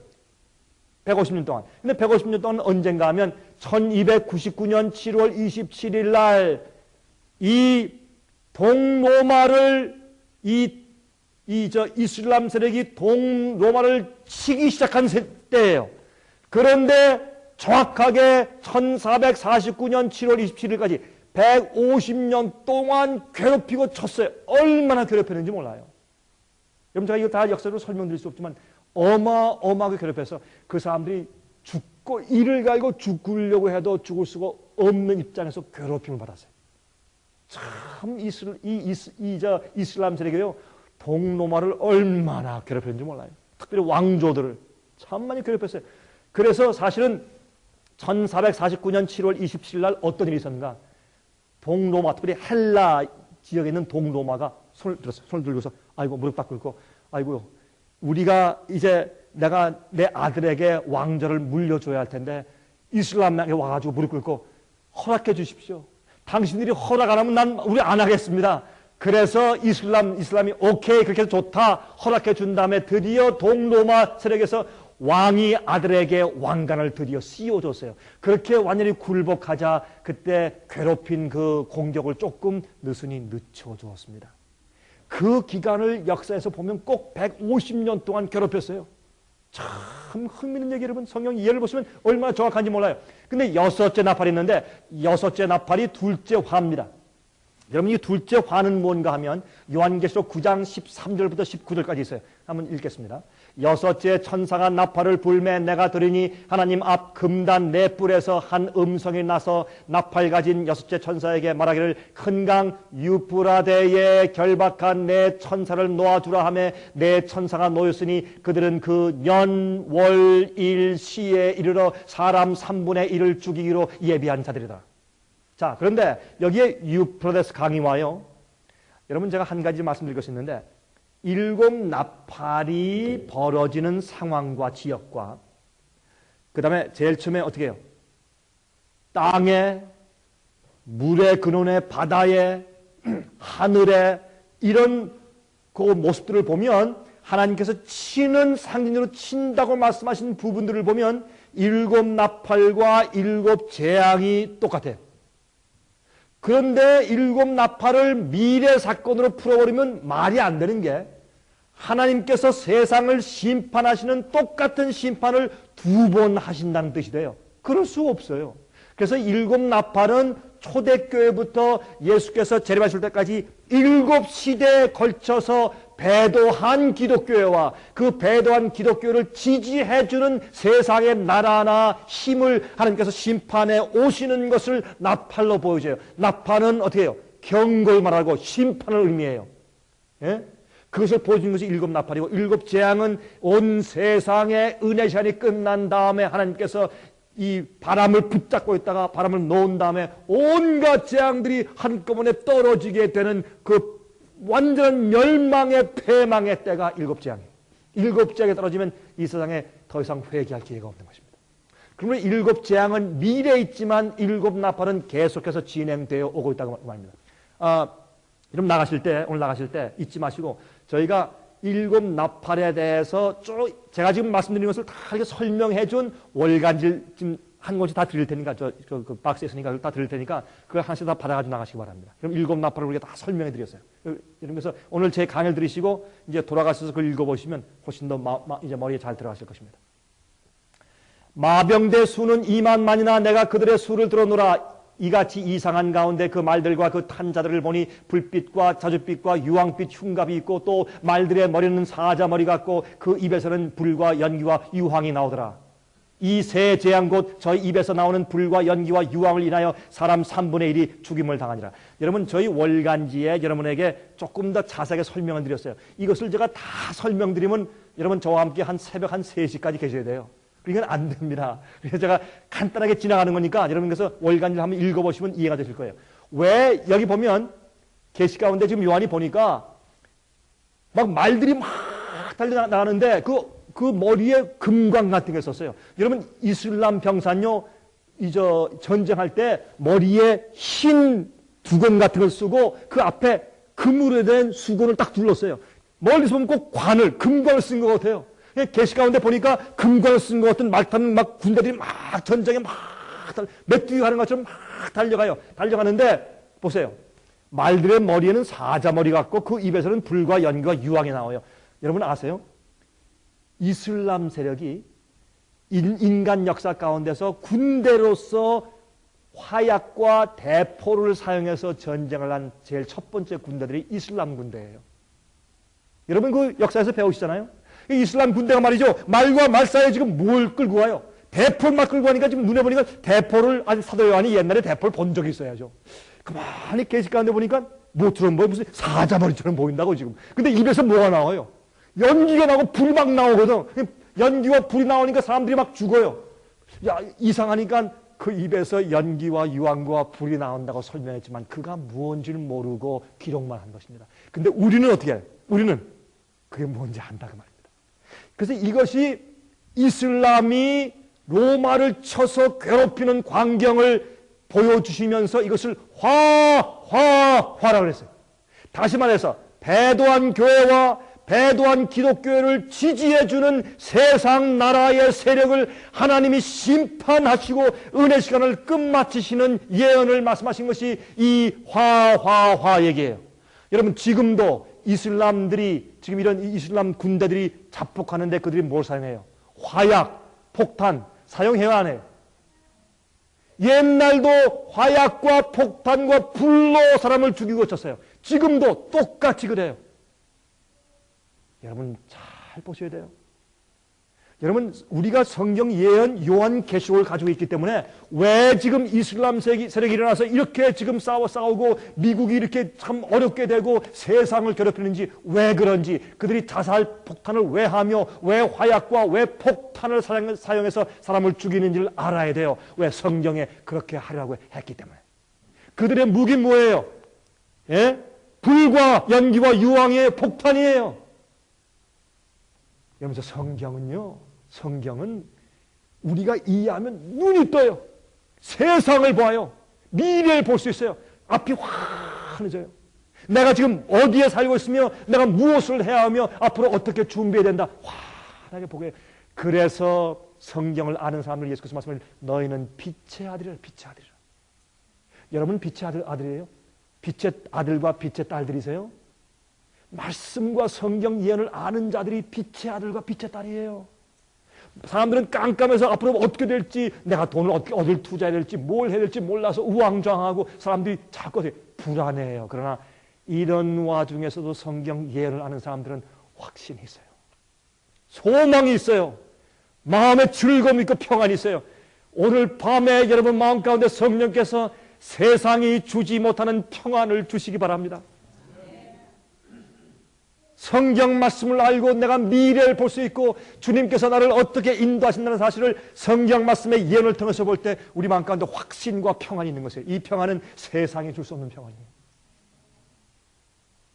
이 말들의 힘은 그 입과 그 꼬리에 있으니 그 꼬리는 뱀 같고 또 꼬리에 머리가 있어 이것으로 해하더라. 여러분 성경에서 보시면 꼬리는 선지자를 말해요. 선지자. 종교적인 선지자는 성경에서 꼬리예요. 상징적으로. 머리는 국가의 지도자예요. 여러분 보세요. 그래서 이슬람의 세력은 뭐예요? 정치적인 지도자가 있고 종교적인 지도자가 있어요. 지금 보세요. 지금 저기 이락에서 아니면 뭐 좀 이슬람 세력 다른 데서 있는 사람들이 그 누가 전쟁을 해요 지금? 종교 지도자들이 두목들 아니에요? 그래 안 그래요? 그래서 꼬리와 머리가 같이 일한다고 했어요. 이 이슬람 전쟁은 항상 그래요. 이거 자세히 설명드릴 수가 없어요. 시간이 이제 많이 걸리기 때문에 제가 빨리 줄여야 되니까. 자, 그러므로 첫째 화는 다섯째 나팔인데 그것은 오토만 터키 제국이 다스릴 기간이에요. 서로마가 멸망한 다음에 그 다음에 이제 터키 제국이 일어났죠. 터키 제국이 일어났는데 첫째 화 때는 150년 동안 이제 괴롭혔지만은 그 다음에 여섯 번째 화 때, 두 번째 화는 여섯 번째 나팔 때는 이 이슬람 세력이 점점 더 커져서 유프라데스 강에 있던 내 천사가 놓인다. 유프라데스 강가에 있던 내 군주들 이슬람 세력들이 연합해서 더 큰 제국을 만들어서 이것을 세상 역사는 오토만 터키 제국이라고, 로마 제국 이후에 오토만 터키 제국이 로마 제국을 치고 정복하고 세상을 다스리는 초거대한 세력이었던 것을 역사가 말해요. 다시 말해서 옛날에 오토만 터키 제국은 지금 오늘날 이 21세기의 미국 같은 존재였어요. 그만큼 세력이 컸어요 그 당시에. 지금은 우리가 지금 터키 그러면 아무것도 아니죠. 옛날엔 세계 미국 같은 존재였어요. 옛날에는 이 터키가 이것이 동로마 제국이 제어당했어요. 하나님께서. 여러분, 참 재밌는 것은 말이죠. 제가 그 지도를 보고 제가 깜짝 놀랐어요. 제가 그 지도를 본 지가 얼마 안 됐어요. 최근에 지도를 봤는데 지도를 보니까 사우디아라비아에서 이슬람 세력이 올라왔잖아요. 모하메스를 통해서 이슬람 세력이 종교로 올라왔다가 군대화됐어요. 근데 말이에요. 재밌는 것이에요. 이게 퍼졌는데 북부 아프리카 전부 휩쓸고 스페인과 포르투갈 있는 데까지 미치고 나중에 오른쪽으로 가가지고 소아시아 지방, 저기 남부 러시아 저렇게 해서 보니까 로마 교황권 세력이 어디입니까? 로마를 중심으로 해서 서구라파를 중심으로 해서 다 퍼졌다가 이쪽으로, 남쪽으로, 동쪽으로, 특별히 우리가 사는 이쪽으로 말이죠. 아시아 지방과 동쪽, 동방으로 퍼져서 오려고 하는데 그걸 하나님께서 이슬람 세력이 올라와서 딱 진을 치고 점령함으로 더 이상 퍼지지 못하게 딱 막으셨더라고요. 제가 그걸 보고 할렐루야 감사합니다. 하나님께서 그 배도한 교회인 로마 세력이 퍼지지 않게 하나님께서 이슬람 세력으로 딱 둘러친쳐서 더 이상 못 나가 딱 하고서 계속 폭격하고 쳐서 이렇게 채찍을 때려서 심판해서 꼼짝 못하게 하신 것이 뭐냐면 세화예요. 그런데 재밌는 것은 말이죠. 종교개혁운동 할 때 하나님께서 여러분 이 종교개혁사 옛날 고대사 읽어보시면 참 기가 막혀요. 이 말틴 루터와 주잉글리 허스제로 이런 거 일어나서 이제 종교개혁했지 않습니까? 종교개혁을 해서 일어났는데 일어나면 로마 교황이 로마 군대를 풀어서 가서 죽여라고 보내지 않습니까? 보내면 로마 군대를 풀어서 종교개혁자들을 죽이려고 보내면 그때마다 누가 쳐오는지 아세요? 이슬람 세력이 쳐, 이슬람 세력이 막 쳐오니까 급하니까 종교개혁자들을 죽이려고 보낸 군대를 다시 빠꾸시켜서 전선을 보내가지고 이슬람 세력과 싸울 수밖에 없었어요. 그렇게 하는 동안 시간을 벌어가지고 종교개혁이 성공했어요, 여러분. 여러분 아세요? 우리는 어떤 의미에서 그래서 이슬람 세력의 공격 때문에 우리가 덕을 봐가지고 종교개혁의 그 후예들이 되었어요, 우리가. 아니면 개신교회가 생기지 못할 뻔했어요. 여러분, 물론 이 이슬람 세력은 전혀 자기들이 무엇하는지 몰랐죠. 몰라서 주님께서 사용하신 것이지만 주님께서 그들이 채찍으로 로마를 치게 만들어서 이 종교개혁자들이 일어날 때 법왕 로마가 말이죠. 군대를 풀어서 그 사람들 죽이려고 내보낼 때마다 그때마다 이슬람이 공격해 오는 거예요. 그래서 군대를 다시 빼돌려서 저기 가서 그들을 막기 위해서 싸울 수밖에 없게 하므로 그때마다 시간을 얻어서 종교개혁 싸움이 확산되게 되는 것이에요. 놀라운 일이에요, 여러분. 이런 것을 통틀어서 볼 수 있는 것이 이것이 기독교의 역사예요. 이것이 진짜 역사예요. 요새 무슨 세계 문화사, 무슨 세계사 같은 역사들은 많이 인간적으로 조작된 역사가 많아요. 참이 아닌 것이 많아요. 사람을 억지로 높여준 일들이 많아요. 여러분, 성 어거스틴. 무슨 성 어거스틴? 뭐 어거스틴이 무슨 성자인 줄 아세요? 그거는 로마 교회에서 만들어준 거예요. 어거스틴은 바람둥이였어요. 성자가 아니었어요. 이것은 인간의 역사는 사람이 조작한 것들이 많아요. 그러나 하나님의 역사는 성경 가운데 있는 것은 진짜예요. 그걸 알아야 우리 눈이 번쩍 떠지게 돼 있어요. 자, 그래서 보세요. 이 두 번째 화 때 연월 일시 동안 오토만 터키 제국이 다스릴 것이라. 연월 일시 동안 다스릴 것이라 그랬어요. 연월 일시는 1년은 며칠입니까? 360일. 월은 며칠이에요? 30일. 일은 하루. 시는 여러분 하루가 1년이면 1시간은 며칠이에요? 하루가 1년이면 1시간은 며칠이 되겠어요? 15일 돼, 15일. 여러분 계산해 보세요. 360 나누기 24 하면 나오지 않습니까? 24시간 가운데 1시간이니까. 그래서 그것이 합하면 391년 15일이 돼요. 15일. 그런데 여러분 아까 다섯째 납할 때 첫째 화가 언제 끝났냐 하면 150년 동안 괴롭힌 기간이 1449년 7월 27일 날 끝났어요. 거기에 391년 15일을 더하면 1840년 8월 11일이 돼요. 제가 이 얘기를 왜 하는가? 미국에요. 1838년도 당시에 조시아 리치란 목사님이 있었어요. 근데 이분은 배짱이 얼마나 좋은지, 전 그거 못하겠어요. 근데 이분은 얼마나 배짱이 좋은지 이런 대담한 예언을 했어요. 어떤 예언을 했는가? 1838년도 예언했어요. 앞으로 오토만 제국이 망한다. 나는 그 망하는 날짜를 안다. 그렇게 예언했어요. 아니, 이런 배짱 좋은 목사 어디 있어요? 자기 무슨 평판 다 날아가려고 말이죠. 만약에 틀리면 어떻게 되겠어요? 그렇죠? 그가 말이죠, 이렇게 했어요. 년월 일시는 391년 15일이에요. 예? 그래서 1449년 7월 27일이 첫째 화, 다섯째 나팔이 끝나는 때인 줄 그가 계산을 딱 하면 딱 나왔어요. 그때부터 391년 15일을 더한 거예요.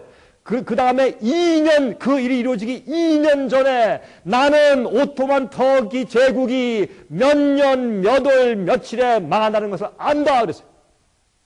이거 굉장한 얘기죠. 예?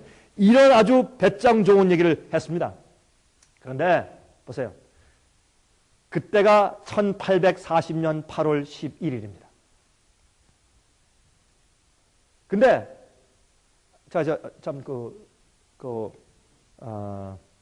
요걸 좀 설명하고 지나가야 되겠네요. 근데 이게 어떻게 됐는가 이렇게 됐어요. 1840년 8월 11일이 됐는데 어떤 일이 있었는가? 이 예언을 하니까 말이죠. 이 예언을 하니까 미국에 있는 이 지식인들이 전부 비웃었어요. 당신 정신 나갔다.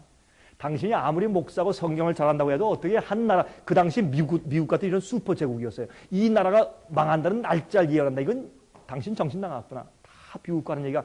그런데 만약에 당신 예언이 맞아 들어가면 우리 다 기독교인 되겠다. 기독교인 될 뿐더러 당신이 하는 예수님 재림하신다는 거 재림도 우리가 믿겠다. 당신 운동을 우리가 가담하겠다. 그렇게 약속했어요. 옛날 사람들은 한번 남아일원 뭐라고요?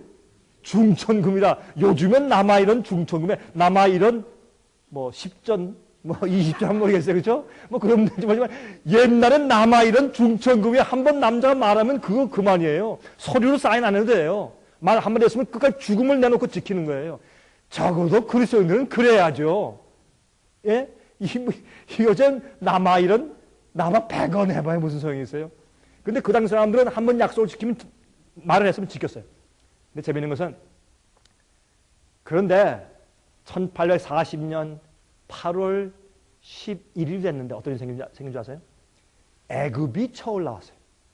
애굽이 쳐올라와서 계속 치다가 나중엔 진짜로 8월 달에 와서 진짜 치면서 이 북쪽에 있는 오토만 터키 제국을 쳐서 없애려고 쳐들어왔습니다.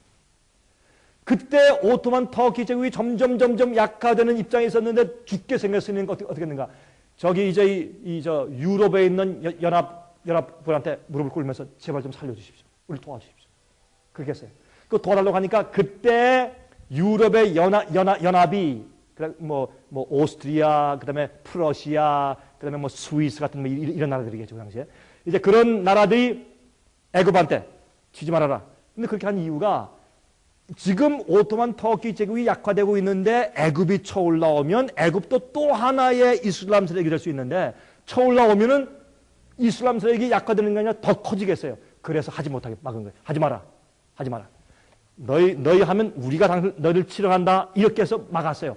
막았는데 그때 이 유럽의 대사가 편지를 가지고 애굽의 알렉산드리아에 도착하는데 풍랑이 이래서 도착을 못하다가 풍랑이 지나간 다음에 이 알렉산드리아에 있는 그 애굽의 그 본부에 가가지고 이 유럽 연맹에서 대사가 편지를 딱 전해주니까 애굽에서 알았습니다. 우리 그렇게 하겠습니다. 하고 딱 굴복한 날짜가 1840년 8월 11일이에요. 이때 터키는 무릎 꿇고 감사합니다. 이젠 우리가 당신 말을 따르겠습니다 하고 굴복했어요. 그날이 정확하게 1840년 8월 11일이었어요. 이 일이 일어난 다음에 세상은 깜짝 놀래고 크게 충격을 받았어요. 야, 세상에 이런 일이 다 있는가 세상에. 이게 무슨 일인고. 야, 조슈아 리치가 어떻게 알았느냐, 어떻게 날짜까지 알았느냐. 깜짝 놀랐어요. 그래서 3,000명이 어떻게 됐겠어요? 신설지성인들 무신론자 3,000명이 그날부터 성경을 믿기 시작했어요. 이런 일이 실제 있었어요, 여러분. 이게 이런 일들은 오늘날 교회에서 가르치지 않죠. 왜? 예언에 관심이 없으니까. 여러분, 예언 확실한 말씀이에요. 그래서 첫째, 둘째 화는 동로마와 교황권에 대한 하나님의 심판을 말하는 것이에요. 지금 일곱 번째 나팔, 셋째 화에 있습니다. 배도한 교회. 여러분, 배도한 교회라고 말했죠? 현재 미국은 배도한 교회입니다. 왜 그런 줄 아세요?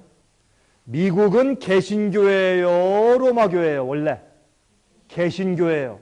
근데 미국에서 로마 교황에게 대사를 보내고 손을 잡고서 요즘에는 미국에는 개신교회보다 로마 교회의 세력이 훨씬 더 커지게 되었어요. 미국에 있는 개신교회가 배도했어요.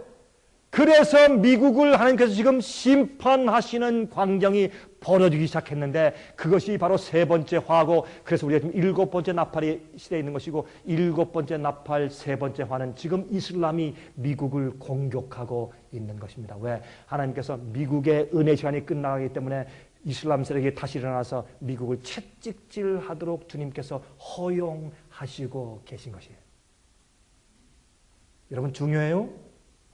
중요한 시대에 살고 있어요, 우리가. 미국은 배도한 교회고 또 교황권을 지지하는 세력이에요. 미국은 요즘에 교황권을 얼마나 지지해요. 교황권의 핍박에 지긋지긋해서 도망온 사람들이 지금은 교황권을 제일 크게 지지하는 나라로 바뀌어져 버렸어요. 왜요? 이렇게 될 것이라고 성경이 말했어요. 미국은 양처럼 올라오지만 나중에 용처럼 말할 것이라. 용처럼 말하고 있어요.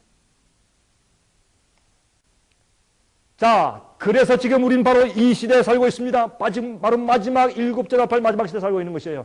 그래서 보세요.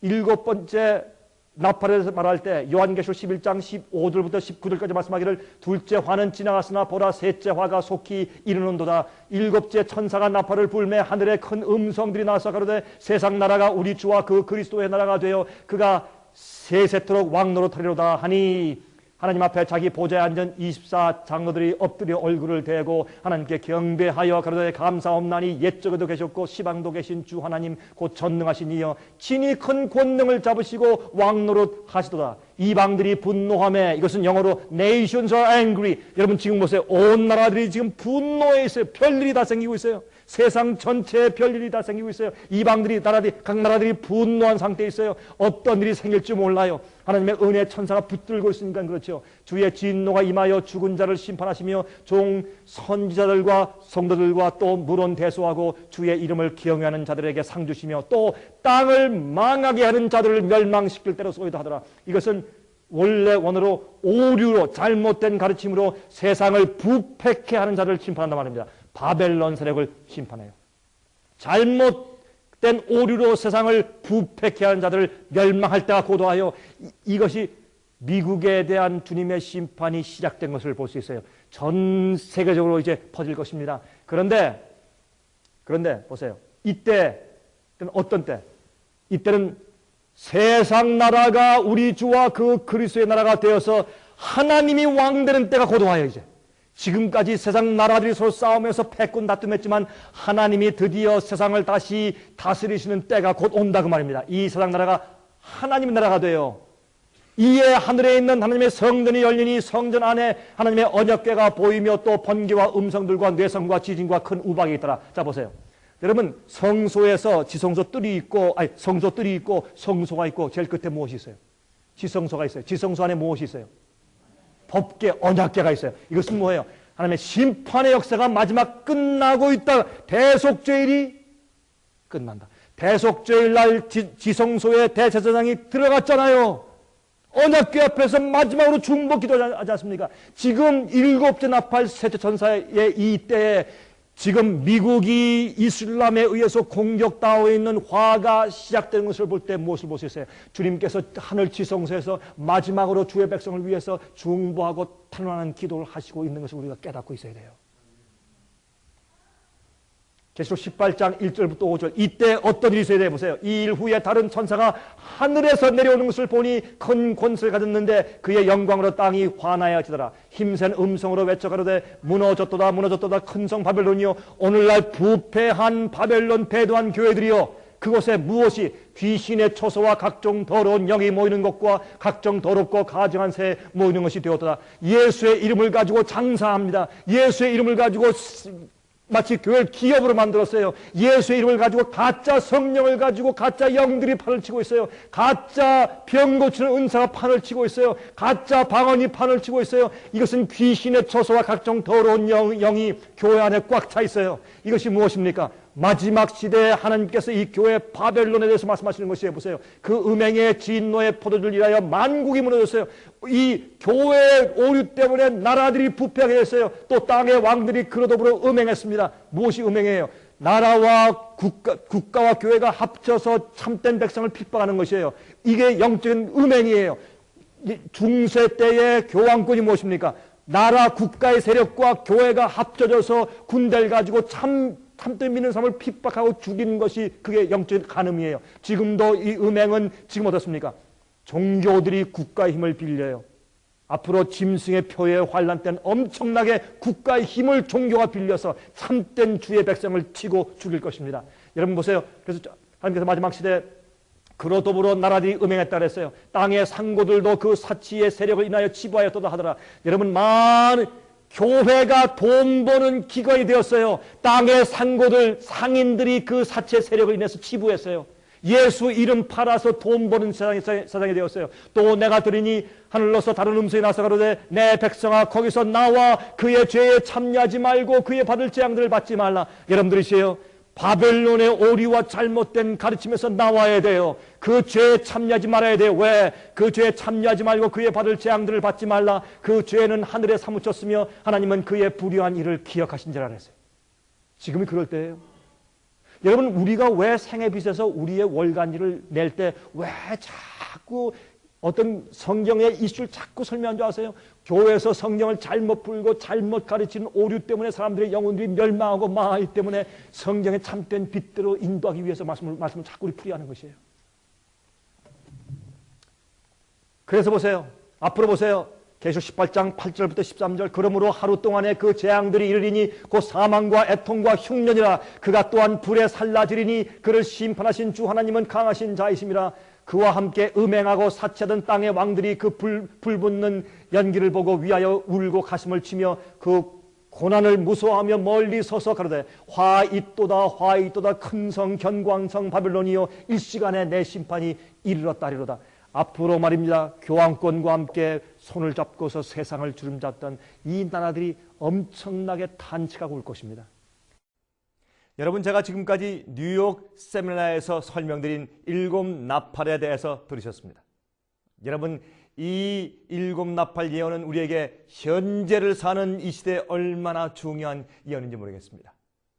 여러분 제가 설명드렸지만 첫 번째 네 나팔은 첫 번째, 두 번째, 세 번째, 네 번째까지 네 나팔은 서로마의 멸망에 대해서 주님께서 예언하신 심판에 대한 예언입니다. 이것은 그 나라의 은혜 시간이 끝난다는 것을 설명하는 것입니다. 주님께서 더 이상 그 나라를 위해서 중보 기도를 하실 수가 없는 것입니다. 그래서 서로마의 멸망을 나타낸 주님의 심판을 설명한 것이 첫 번째 네 나팔이고 그 다음에 5 번째, 6 번째, 7 번째 나팔은 새 화에 대해서 설명하신 것입니다.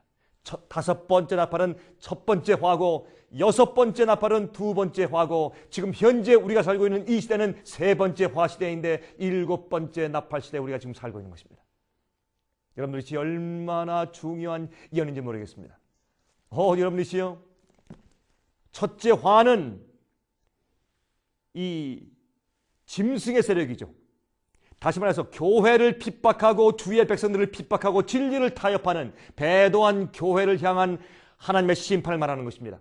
또한 그 배도한 교회를 지지하는 국가의 세력인 로마를 주님께서 책망하시고 주님께서 이제 심판하시는 것입니다. 채찍질 하시는 것입니다. 그래서 그 배도한 교회와 또한 그 교회를 지지하는 이 세상 나라의 세력의 은혜 시간이 끝나는 것에 대해서 주님께서 예언하신 것이 첫 번째, 두 번째, 세 번째 화인데 그것이 5 번째와 6 번째와 7 번째 나팔 예언이 되는 것입니다. 여러분들이시요 이것은 중요한 예언입니다.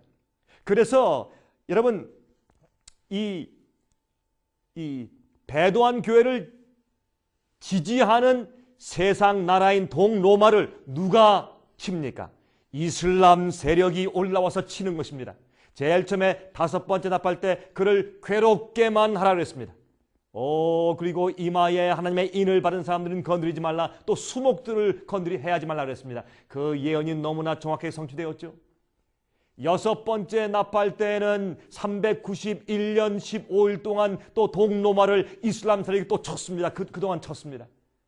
여러분 지금 그래서 7번째 납할 지금 이 시대도 지금 이 시간에 바로 이슬람 세력이 서구 특별히 미국을 치는 것을 보십시오. 미국에 있는 개신교회가 배도했다는 증거입니다. 미국에 있는 개신교회가 교황권과 다시 결탁하고 손을 잡으면서 이 오류를 전하고 잘못된 영의 가르침이 많이 들어오면서 개신교회가 사실은 원래 개신교이기를 그친 것입니다. 여러분 깊은 수렁을 넘어서 이 미국이 미국이 교황권과 손을 잡았지 않습니까? 여러분 타임지의 표지에 난 대로 공산주의가 몰락하게 된 것은 로널드 레간 대통령과 그 다음에 교황권이 손을 잡은 다음에 거룩한 비밀 동맹을 통해서 그 일을 이루었다고 세계 모든 신문들과 특별히 타임 잡지가 다 인정했지 않습니까? 이렇게 해서 미국은 지금 개신교회 국가가 되기를 그친 것입니다. 여러분 프로테스탄트 개신교회의 뜻은 무슨 뜻입니까? 항거한다는 뜻입니다. 누구에게 항거합니까? 교황권에 대해서 세상을 잘못된 오류로 부패시키는 그 기별이 온 세상 개신교회에 아직도 퍼져 있기 때문에 그렇게 세상을 부패시키는 그런 세력에 항거한다는 뜻입니다. 여러분들이요 기억하시기 바랍니다.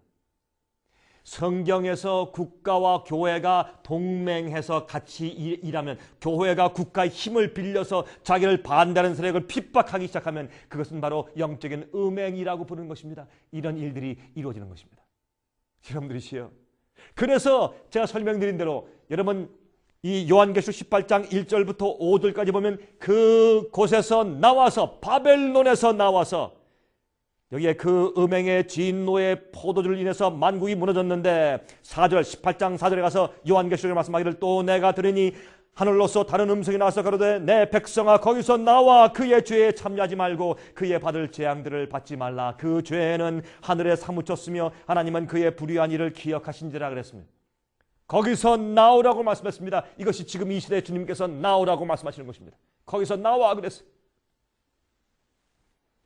여러분 그 다음에 요한계시록 18장 이제 11절부터 13절까지 보시면 다음과 같은 말씀이 있습니다. 땅의 상고들이 그를 위하여 울고 애통하는 것은 다시 그 상품을 사는 자가 없습니다. 그 상품은 금과 은과 보석과 진주와 세마포와 자주 옷감과 비단과 붉은 옷감이요 각종 향목과 각종 상아 기명이요 값진 나무와 진유와 철과 옥석으로 만든 각종 기명이요 계피와 향료와 향과 향유와 유향과 포도주와 감람류와 고운 밀가루와 밀과 소와 양과 말과 수레와 종들과 사람의 영혼 들이라. 여러분 이 뒤에 있는 말씀을 잘 기억하세요. 여기 사람들의 영혼들이라.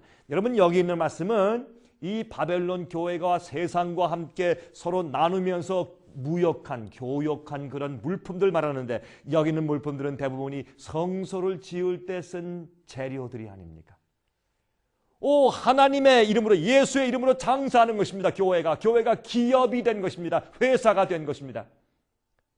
바벨론이 된 교회의 타락한 영적인 형편을 말하는 것입니다. 그래서 여기에 이제 이런 일을 할 때 무엇을 사고 팝니까? 사람들의 영혼들을 사고 판다고 말했습니다. 이렇게 해서 세상의 모든 나라들과 왕들과 백성들을 부패시킨 것을 설명합니다. 그런 곳에서 나오라고 말합니다. 여러분 기억하시기 바랍니다. 여러분 지금 이 세상은 엄청난 천연재해가 점점 더 증가하고 있습니다. 여러분 홍수들을 보십시오. 지진을 보십시오. 얼마 전에 플로리다를 강타한 4번의 연거푸 온 그 태풍들은 말이죠. 플로리다 주 자체보다 몇 배나 큰 태풍이 그만 그 위를 뒤덮고 말았습니다. 엄청난 일들이 생기지 않습니까? 테러의 사건들을 점점 더 흔하게 일어나는 테러들을 보십시오. 전쟁들을 보십시오. 여러분 지금 7번째 나팔의 사건들이 벌어지지 않습니까? 나라들이 분노하고 있습니다. 나라들이 분노한 상태에 있습니다. 이 세상 나라가 하나님의 나라가 될 것입니다. 예수님 속에 오실 것입니다. 여러분 기억하십시오. 예수께서 오실 때 하늘에서 천천만만 천사와 함께 이 땅에 오실 것입니다. 여러분 다음에 그림을 좀 보시기 바랍니다. 저 우주의 중심에서 여러분과 저를 데리러 오시는 예수 그리스도의 이 재림의 장면을 좀 보십시오. 천천만만 천사와 함께 임하시는 장면을 보십시오. 저렇게 한 줄 한 줄로 이제 오는 것처럼 저렇게 이게 이제 마치 은하수가 흐르는 것처럼 흐르면서 이 땅에 임할 것입니다. 그때 이 천사들이 준비된 의인들, 마지막에서 참 정결되게 바벨론의 그 타락함에 속하지 않은 사람들, 그런 오류에 속하지 않고 정결되게 빛과 진리로 사는 사람들, 그런 의로운 사람들, 여러분 의롭다고 말만 하는 것이 아니라 정말 마음과 생애가 의로운 사람들, 주의 백성을 데리러 올 것입니다. 그때 천사들이 와서 우리의 손목을 붙잡을 것입니다. 이제 돌아갑시다. 이 세상을 하직하고 집으로 돌아갑시다. 하늘 본향으로 영원한 곳으로 우리 손을 붙잡고 천사들이 하나하나 우리를 데리고 하늘로 성천에 올라갈 것입니다. 그래서 주님께서 천천만만의 그 많은 천사를 몰고 이 땅에 오시는 것입니다. 왜? 개인적으로 우리를 붙들어서 하늘에 올려서 성천에 가시기 위해서. 여러분 그 일 위해서 준비되어 있습니까? 예수님께서 속히 오시는 것입니다. 일곱 이 나팔은 예수님의 승천 이후부터 재림 때까지 7시대에 걸쳐서 이 세상의 나라들의 사건들을 설명하면서 특별히 로마와 동로마의 멸망과 그다음에 이제 그 로마를 지지했던 이제 교황권과 또한 교황권을 지지했던 로마가 어떻게 멸망할 것을 설명하시면서 주님의 심판을 설명한 예언이 7나팔입니다. 그런데 주님께서 특별히 채찍질하시고 화를 베푸실 때, 심판하실 때 누굴 통해서? 이상하게도 이슬람 세력이 일어나서 이슬람 세력을 통해서 이슬람 세력을 사용해서 심판하신 것을 볼 수 있어요. 여러분 흥미있는 얘기 아닙니까? 여러분 이런 일들이 지금 또 벌어지고 있는 것은 무슨 말이냐면 우리가 세 번째 화 시대에 살고 있다는 것을 우리가 알려주는 것입니다. 이 세 번째 화가 곧 지나갑니다. 그러면 예수님께서 오시는 것입니다. 예수님께서 천천만만 천사와 함께 오실 것입니다. 여러분 준비하시기 바랍니다. 다음에 중요한 탭을 들으십시오. 다음에 중요한 우리의 구원과 빛의 관계에 대한 중요한 탭을 들으시면서 다시 저와 만나시고 기도하면서 영혼을 준비하시기 바랍니다. 그러면 다음 테이프에서 다시 뵙겠습니다.